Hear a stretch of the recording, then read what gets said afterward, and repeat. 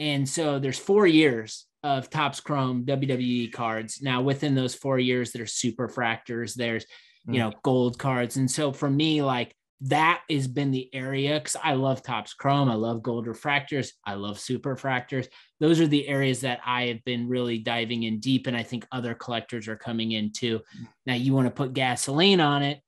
Sudden news announcement changing that Panini was grabbing the license. And what are we going to get out of that? We're going to get WWE Prizm. And we all know what Prizm does for any segment of the hobby. So that, like, people talking about it, people getting excited. It's almost like these were sitting out there forever. And just because wrestling cards weren't, I guess, like modern wrestling cards weren't like totally cool and didn't have a huge fan base. Like if you appreciated these cards, there was a time in the recent term that you could buy a lot of these for a really good price. So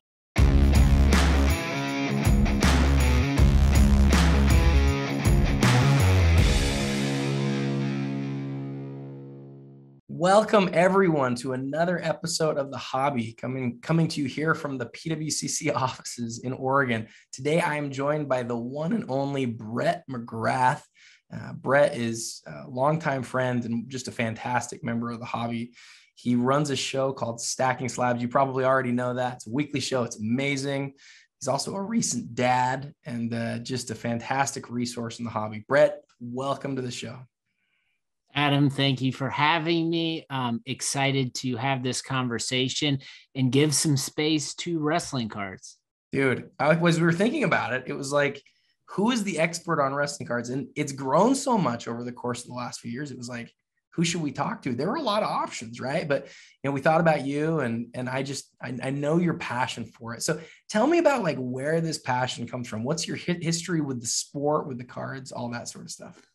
Yeah. So I remember like very vividly when I was like 3 or 4 years old, flipping through the channels, and I'm just sitting there, and WWF at the time came on TV, and I saw Demolition, who were a tag team, Axe Smash, and later Crush. They were a trio.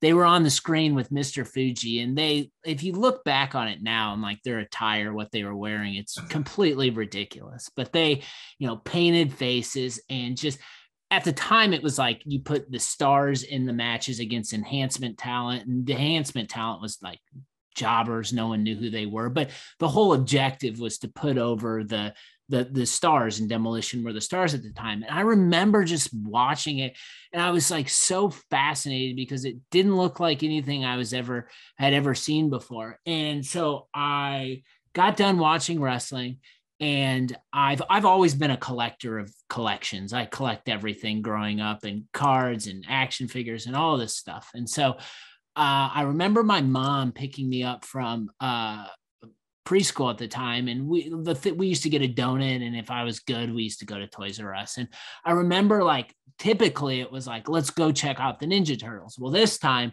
I saw the WWF logo, and I saw the Hasbro action figures, and I saw Axe and Smash, who were in the Series 1, and I had seen them on TV, and then now I was seeing their action figures, and I immediately grabbed them, and my mom said, you can only get 2. Are these the 2 you want? And I thought to myself, let me just get Smash. And then I grabbed Jake the Snake because I wanted to make sure I had opponents for each other. So I grabbed them, and I had them, and literally the rest is history. It's been a 30-year love of professional wrestling. Ironically, I had those 2 figures, and my brother was playing a basketball game, and my best friend to this day, I met at the basketball game. And while I had Axe and Jake the Snake, he had a Big Boss Man action figure and Hulk Hogan, and literally like became instantly best friends at that moment, and are still best friends today. And it was all because of professional wrestling. So it's started at a young age, and it's one of those things I wear very proudly. I over communicate probably too much to people I work with, and my wife tolerates it and puts up with it. But yeah, it's just an escape for me, much like the hobby is for a bunch of people. So the opportunity to take this escape and something that I deeply love and it makes me feel really good and happy, and combine that with cards is like game over. Like it's so much fun. So yeah, I was bitten by the bug early and have been stuck here ever since. I can feel the nostalgia just pumping through my veins right now. Hearing you talk about it is just incredible. I don't have the same background that you do, but I will tell you, I remember watching some of these same guys. I remember seeing Bret Hart hand out his glasses to kids and thinking, that kid is like the luckiest kid in the world. I remember thinking that the Ultimate Warrior was the strongest person alive. I remember Yokozuna like falling on people and thinking those people were dead the second he hit them. I mean, I love, those early memories of wrestling, and they touch on something that's not only nostalgic, but like, I think super meaningful. And so the question that like comes to my mind as I think through this is, we collected baseball cards. I don't remember watching any baseball growing up, and I remember collecting the cards when I was really young, 4, 5, 6 years old. I remember watching wrestling, but I didn't get to collect cards. I think it speaks to like how important distribution is and distribution channels and things. What are your early memories of like wrestling cards? So there's this set, 89, 90, it's called Classic. And those are the cards that I remember, and you can buy those cards today. They're everywhere. Actually, this is hilarious. I actually have on my desk, here is a Classic. This is unrehearsed, but this is a 1991 Classic full set that's just sitting on my desk at work. But these are like my earliest memory. They're not the first set ever created, but it was just a minor thing. It was like, oh, let's get some cards and let's look through cards while we're watching the 92 Royal Rumble. But for me, it was mostly about the action figures. So yeah, the sets weren't overproduced, and they weren't overly distributed. They were just there, and some people knew about them and some people didn't. So yeah, my connection with wrestling cards didn't happen until, much later. And there wasn't a lot of it. Like WWE is the key, one of the best licensing companies and promotion of products in the world.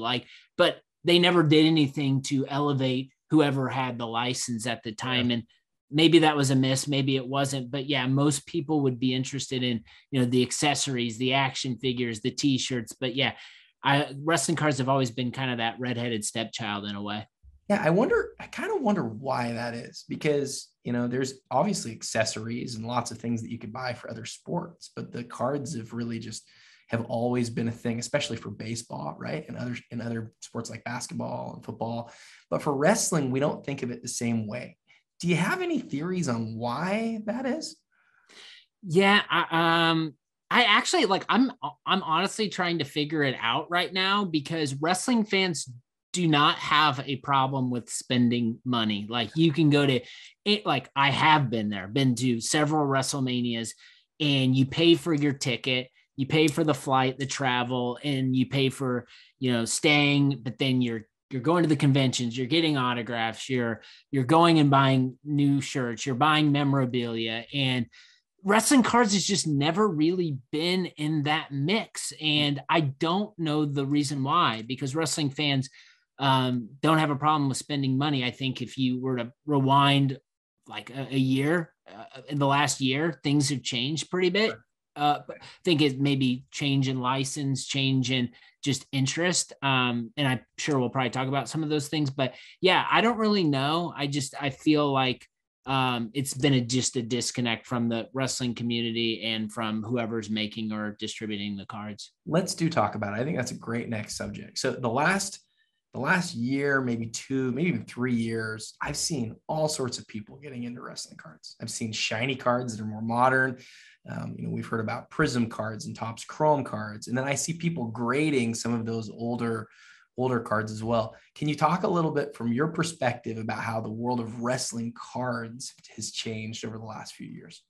Yeah. So when I jumped in back into the hobby, started stacking slabs, like, you try to figure out cards, and you try to figure out how it all works, and you're trying to identify, there's all this noise happening with, what kind of the mainstream is telling you, like the hot cards and those sorts of things. And to me, like, I never connected with that. What I wanted to connect with is like the sports and the players that I grew up with loving, and making sure I had those pieces. And so wrestling cards was like such a part of my life that I wanted to explore what that looked like and what I wanted to collect. So I went down many rabbit holes. And so first, before I even really knew about modern wrestling cards, or, refractors and shiny wrestling cards, I would go explore what they would say vintage sets. So you go look at, like, if people were to say, like, what is the most popular, or what is, like,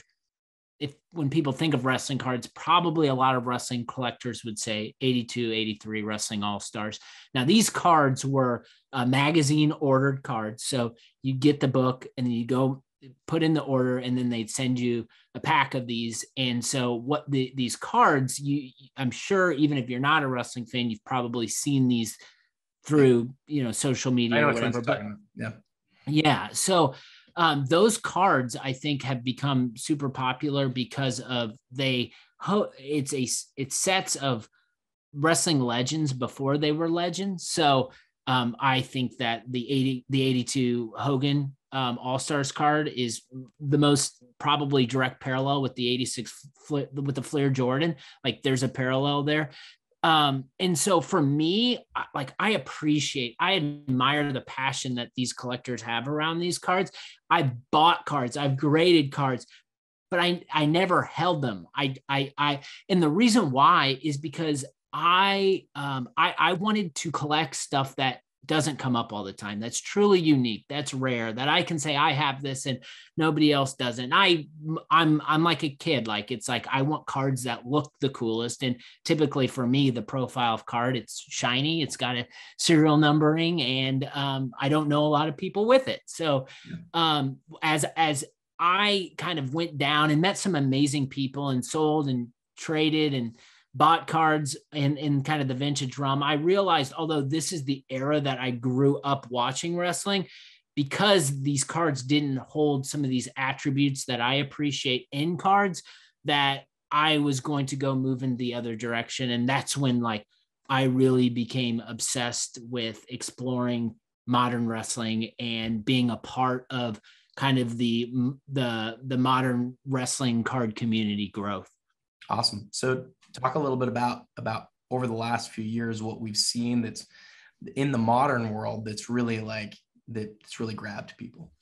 Yeah. So I think for me, I don't know, it's you hit these modes where you buy cards, and you buy the cards and you are like, man, I don't care that these cards are $100, $200. Like, they've got all the traits for me, and I don't know why other people don't love these things. And so for me, it was really starting to explore the 2014 Topps Chrome set, and most specifically the gold refractors out of those. So they're out of 50, but the roster's incredible. It's got, it's got The Rock, it's got John Cena, it's got Roman Reigns, it's got like CM Punk, the list goes on and on and on. And so for me, I could collect a parallel of a first year of a known product. Everybody knows what Topps Chrome is. If you collect cards, it's, across all licenses. So for me, it was like really going deep in there. And so buying cards through whatever channel I could get, trying to find other people who collected these. And I found a few, but there wasn't many. Now, while I'm starting to go nuts and buying these, now the interesting thing about Topps Chrome is that there's a 14 and a 15 set, and then it went away for a while. It didn't come back until 20 and 21. And so there's 4 years of Topps Chrome WWE cards. Now, within those 4 years, there's super fractors, there's, gold cards. And so for me, like, that has been the area, because I love Topps Chrome, I love gold refractors, I love super fractors. Those are the areas that I have been really diving in deep, and I think other collectors are coming in too. Now, you want to put gasoline on it, sudden news announcement changing that Panini was grabbing the license, and what are we going to get out of that? We're going to get WWE Prizm, and we all know what Prizm does for any segment of the hobby. So that, like, people talking about it, people getting excited. It's almost like these were sitting out there forever. And just because wrestling cards weren't, I guess, like modern wrestling cards weren't like totally cool and didn't have a huge fan base. Like if you appreciated these cards, there was a time in the recent term that you could buy a lot of these for a really good price. So yeah, you throw Prizm in the mix, and now we are where we're at today, where there's a really strong community around modern wrestling, and it's been a fun to be a part of it.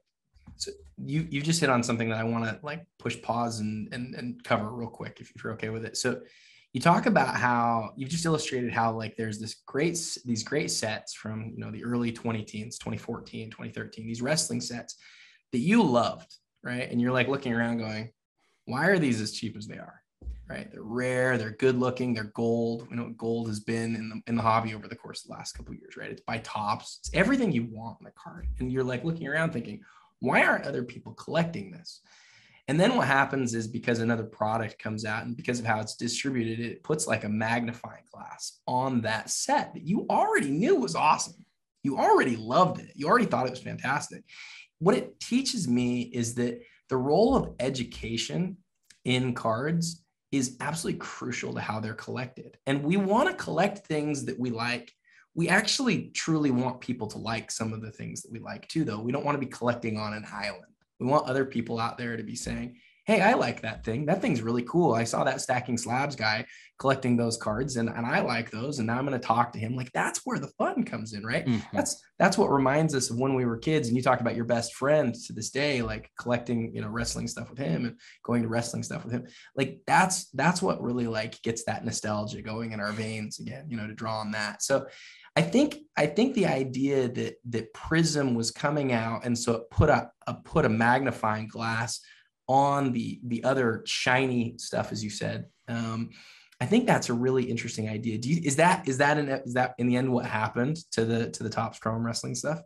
Totally. And I had this mindset of like, okay, when Prizm comes out, I'm going to be the first in line scooping up all the gold Prizm cards of everyone who I want.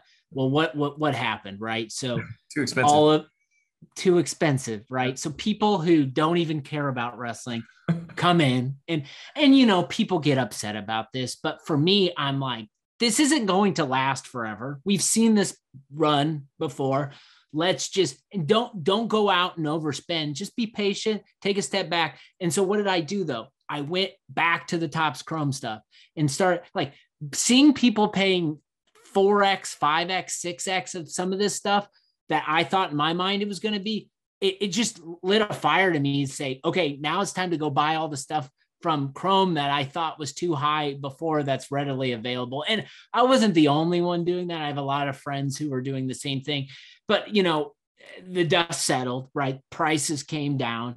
And so now like I've been fortunate just to like, you know, pick off some cards here and there from Prizm, but also feeling like it's a long game with anything we collect. Right. Like we have this mindset, like too, when new releases come out, it's like, we got to go, get in the breaks, go get these cards. It's like, so oftentimes when you take a step back, especially with an immature segment and market like wrestling cards, like take a deep breath, just be patient, like distract yourself with something else. And typically like you make the right connections, good things come. That's what I've learned. Awesome. Well, you know, you bring up something else or remind me of something else that you're talking about that I think is an interesting parallel between other sports.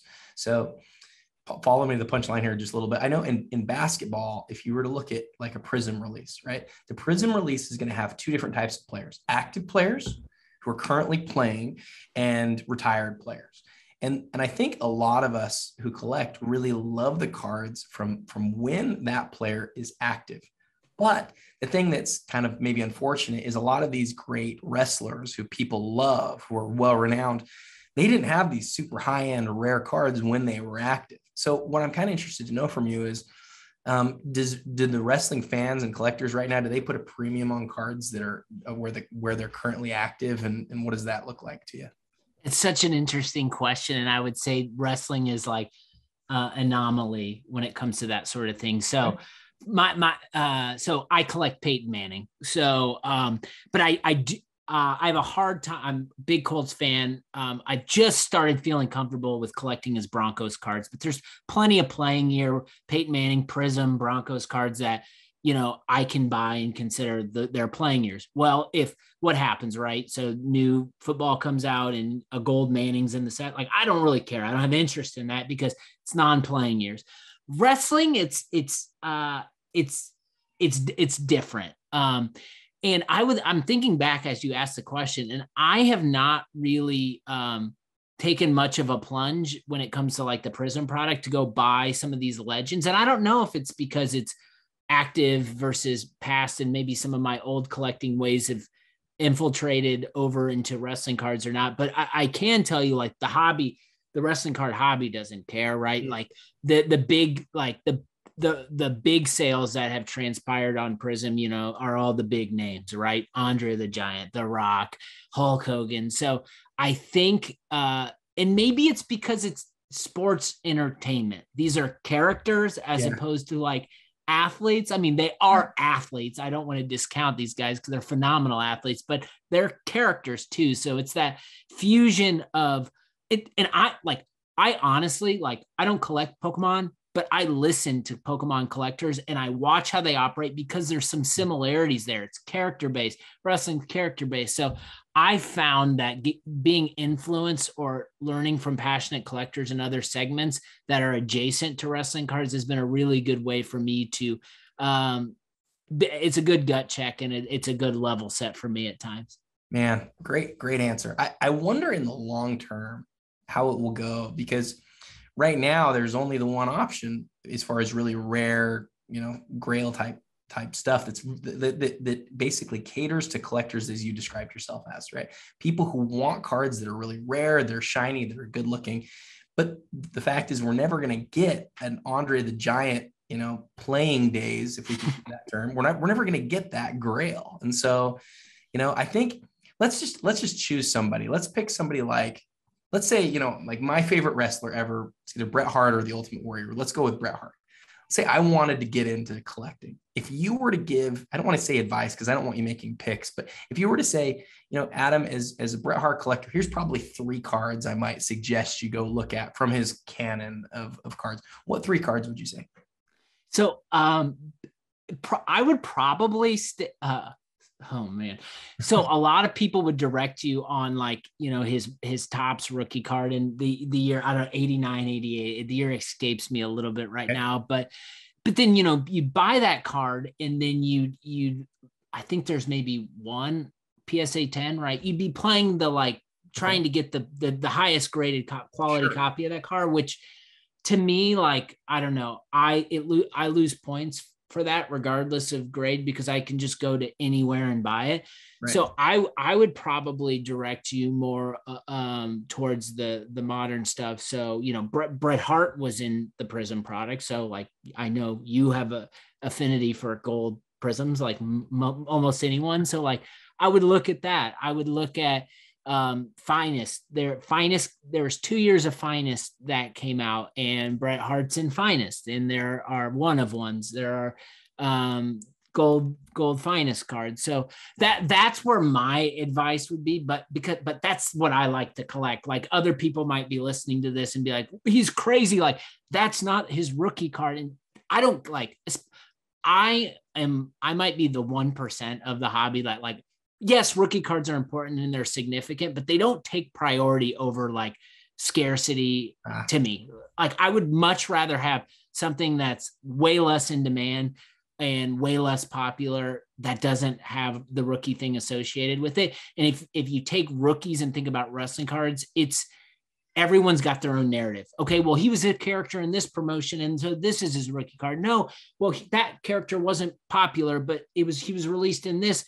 And so, like, there's bickering all the times. And every time people talk rookie cards in wrestling, I tend to roll my eyes a little bit because it's usually an argument or a rabbit hole I have no interest in going down. And I don't think it's as important. It's like, buy the cards that you love. If it's the rookie card, go for it. If it's not, go collect something else. One thing that I've kind of, you and I are similar in how we collect, I think, in some ways. Like, my favorite cards are really rare cards that are from important sets that there's only a few made. And I don't love collecting cards that are made rare because they're in incredible condition, right? Mm-hmm. Like that doesn't do it as much for me. But the thing that I've really like softened on is there are a lot of people who love to collect like that. And I think that, you know, what you just said is exactly right. Collecting what you like, figuring out how you want to, you know, build your collection is so important. And so I'd love for anyone who wants to go collect the super, you know, iconic, recognizable card that, you know, they want to just go get the highest grade of that. That's awesome. Go do that thing.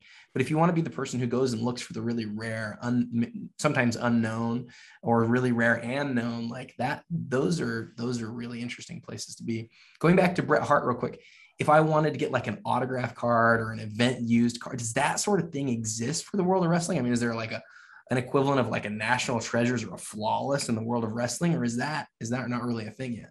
So I would say the highest end wrestling card product ever released in a set that I have an affinity for is Topps Transcendent. So 2019, 2020, 2021, Topps Transcendent came out. There's baseball Transcendent, gold borders, beautiful on-card autographs, great photography, you know, the most expensive case, like only so many cases, like much like a Flawless or a National Treasure, where the designs would come out and, you know, the best part about the last year they did it, 2021, is that it's the first and only year that they did. There's been one of ones, but it was the only year that they did super fractured one of ones, which there's 43 total 1 year. So that's the type of stuff that I'm interested in. Do you have any of those? I do. I have just one. Well, who is it? So I'll show it. So one of my favorite current wrestlers is Matt Riddle. So Matt Riddle is he's former UFC guy. I got a chance to meet him a few times, see some of his matches when he transitioned out of UFC to the Indies. So then WWE eventually signed him, and he's been, I would say, blowing up. It would be like a prospect in back. I'll do a comp for you because you're a basketball guy. I would say he's kind of like, trying to think of someone, man, just in terms of the momentum and traction, it feels like he's kind of like maybe like a Ja Morant type at this point. Just like people get really excited. He gets a big pop. He's got a good character. He's ridiculously talented in ring. But so here's his Topps Transcendent Super Fractor 1 of 1. Oh, he's got on card. It looks like it's on card. It's on card. I can't do the sticker thing. I'm not a huge auto guy, but if I'm getting an auto, it's on card. But like he's got a little smiley face there, and he says "bro" to everything, so he inscribed it "bro." So these were 1 per case. This is the only one of these that exist. The 1 of 1 stamps up here, but like this stuff, this is the type of stuff I love. Dude, yeah, you and I are super similar, and I'm pretty jealous because, you know, it's a cutting edge thing. It's new, right? You always want to get in on things before the whole world has found out, right? Like that's really the key to collecting in a lot of ways, and being able to end up with a great collection is buying stuff before the world recognizes how cool it is, having an eye for that. And I think that's great. Hey, just a couple last quick things before we go. I remember when I was a kid, my parents bought me a couple of packs. I think it was of a Topps product. I think I actually messaged you about this one a couple of years ago. It had a whole bunch of autographs in the checklist, but the autographs were really hard to get. They were like 1 in a couple boxes. I think it was a WCW product, probably from like 1999 or 98. And I've seen that set, like Topps WCW autographs, Nitro or something. The Nitro set, yeah. That set stood out to me because it was, you know, they're all playing days, right? All current guys, which to me, if I was a collector of these cards, would matter. I'm not. I don't own a single wrestling card, but I think that would be pretty cool. Do you have any thoughts on that as far as like being a recognizable set? And then let me open it up. Are there other sets as well that you think of as like truly iconic wrestling sets, maybe for people who are just getting into collecting? Yeah, so I think the Nitro set has really gained some traction because of the on-card autos and the checklist. You've got like a Macho Man Randy Savage in there. And I know there's been a community of collectors that have been trying to acquire every auto from the set, which is really challenging. And hats off to all those collectors who are doing that. So I would say that one has been one that has gained a lot of traction. All my set, what I always steer people to, and probably what I have the most of, and I don't know. So here's my 2014 gold Topps Chrome collection so far. And I just like, this is the first year Topps Chrome, and I just think the checklist is so fantastic that I'll just like share some like, so here's the Rock. Everyone knows the Rock. Here's his gold. This is a PSA 9, but he's got John Cena at WrestleMania in a sharpshooter. I mean, there's 50 copies of this card. First year, like this is the stuff that like I don't think like you can go wrong. I know you got a guy like Paul Bear who's iconic. Everyone knows. You got Undertaker. There's pop 2 on this card, PSA 10. But it's just like stuff like that. I think for me, it's like the marrying of the scarcity along with the checklist and the significance of a first year. When I think of like shiny cards, refractors, like to me in wrestling, it's that 2014 set. So that I full disclosure, I own a lot of it, but I love it. So that's why I do it. So that's why I always tell people, like, I don't think you can go wrong if you dip your toe in 2014 Chrome. Awesome. A project that we're working on right now, by the time this releases, people may have already seen some of, we're working on something that we're right now calling the Iconic 100, which is we've basically surveyed a ton of collectors, hobby leaders, a lot of people who are, super well, not only well known and well respected, but super knowledgeable in the industry. And we've asked them, rank order, your top most iconic cards in the hobby across all sports, non-sports. And I think as part of the survey, we've got 4 or 5, maybe 5 or 6 wrestling cards. Most of them are from that All-Star set that you talked about that's well known. But my question is, I'm wondering if any of those wrestling cards are going to end up making the final top 100 list. If any of them are going to make it, what card do you think is going to make it? And do you think it'll make the list? I think if a card does make the list, likely it'll be that 82 Hogan. That's kind of the Flair Jordan equivalent in wrestling cards. I'd probably be an advocate for, even though that's probably not on the list. I just think like The Rock has been like such a crossover superstar. Like everybody knows The Rock, that his cards obviously have gained traction, but I think like 98 Comic Images, it's The Rock's first on-card autograph. Like a card like that, I think it might not be in everyone's hearts and minds right now because it wasn't like super publicized, but like if you look back and think about that card and think about who The Rock is and the nature that he like took out a silver pen and wrote Rock on it, like that's the type of stuff that I think will withstand the test of time. I love that card. We actually considered putting that on the list of cards to choose from.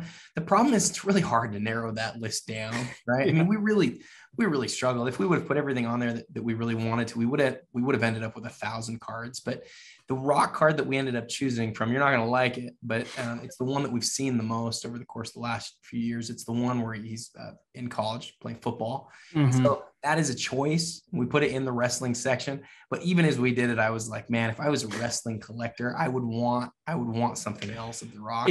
It's polarizing. Like some people are all about it. Me, not like, I don't really have any interest in it. Yeah, but it's undeniable that card has not picked up steam and has been seen and noticed by a lot of collectors. I feel like we just made enemies as we tried to create this list because people were like, you should do this or you should do that. And we did our best. But what people have to understand is if we surveyed 100 people and there's one person on the list who's like, you need to put this card and there's nobody else, we can't put it on. Totally. So that's what happened. But so you think the Hogan, though? You think the Hogan has a chance to make the final 100? I mean, I would hope so. I would think that, and I think most wrestling collectors would consider that probably the most popular and probably most important card just based on the significance of Hogan. and I would just hope that there's some sort of representation for wrestling. We're a small but mighty community, very passionate people, but we understand that will never be at the level of basketball, football, baseball. But I would hope that just me interacting with such amazing collectors every day, I would hope that there would be some sort of representation. And if it's the 82 Hogan, then I'm all for it. Well said. Well, as I look at your Instagram, of your last 50 cards you've posted on Instagram, 20 of those cards have been wrestling cards. I love it. Great percentages. I had no idea. So you're definitely, you're definitely one of these guys who I know just loves it. And if I'm being really honest, I think that we as card collectors really care about things that are culturally significant, right? And a lot of these athletes that come and go, like, they're not going to be culturally significant. But when I say to you, Ultimate Warrior and Bret the Hitman Hart, and I start talking about that era, we remember a ton of those guys, way more than we remember some wide receiver for the Patriots that played in like 1985. Like, it's different. There's something to be said for things that are culturally significant. And so what I'm really excited to see is, as the years go by and as this market matures and tries to figure out what really matters and what should be worth what, I just think that there's a huge spectrum of outcomes in the end. And I think it's super cool. So I want to thank you so much for being on the show today, Brett. And I'm grateful for your willingness to come on. Is there anything else that you want to talk about, or is there anything you want to, anything that you're working on right now that you want to mention before we go?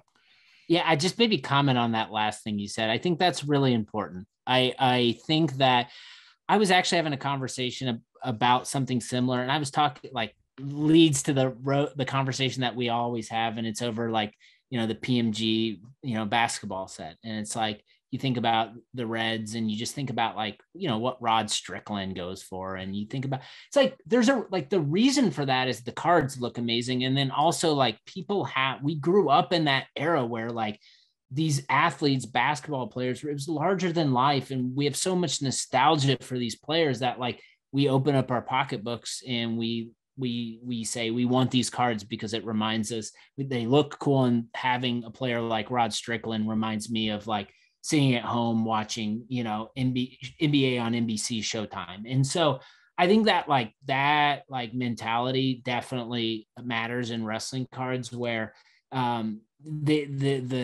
collect these cards because they make me happy and they make me feel good. And, like, if I'm in between meetings, I can go dig and look at a card and think about, what promo Chris Jericho had in 2014 when he was feuding with, John Cena. Like, I love that. And I think the more we as collectors can not necessarily think about, like, the transactional mindset of, like, oh, I'm going to buy this rookie card because I'm trying to flip it. And there's nothing wrong with flipping. Like, there's so many avenues in the hobby people can enjoy.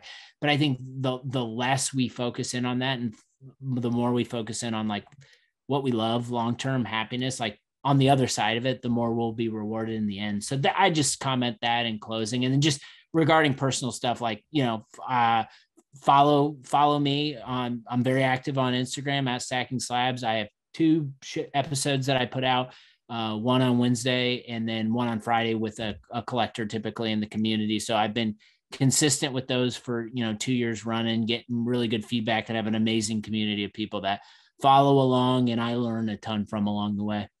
Dude, you're the best, man. Love your passion. Love the perspective. Definitely go give Brett a follow. And Brett, just again, thanks again for taking the time today. And if anybody has any questions, feel free to reach out to Brett on anything wrestling cards at his Stacking Slabs Instagram. All right, guys, until next time, happy collecting.